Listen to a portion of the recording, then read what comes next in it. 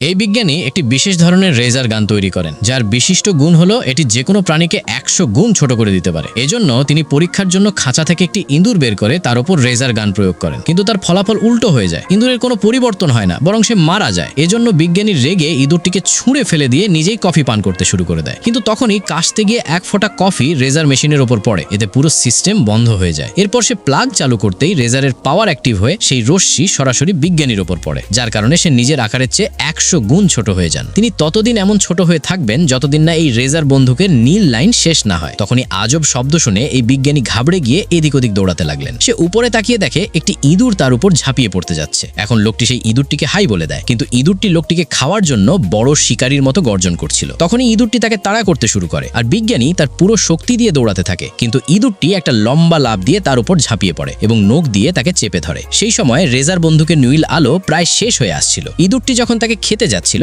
তখনই হঠাৎ করে বিজ্ঞানী আসল আকারে ফিরে আসে। তাকে বড় হতে দেখে ইঁদুরটি লেজ গুটিয়ে পালাতে থাকে, কিন্তু এবার লোকটি রেগে গিয়ে ইঁদুরটিকে ঘিরে রেজার দিয়ে হামলা করে। তখনই সে দেখে ইঁদুরটা ছোট না হয়ে সিংহের মতো বড় হয়ে গিয়েছে। এরপর সেই বিশাল ইঁদুরটি তার উপর ঝাঁপিয়ে পড়ে। বন্ধুরা, ভিডিওর শেষে যদি তুমি মেসির ফ্যান হয়ে থাকো তাহলে লাইক দিয়ে দাও, আর যদি রোনাল্ডোর ফ্যান হয়ে থাকো তাহলে চ্যানেলটিকে সাবস্ক্রাইব করে দাও।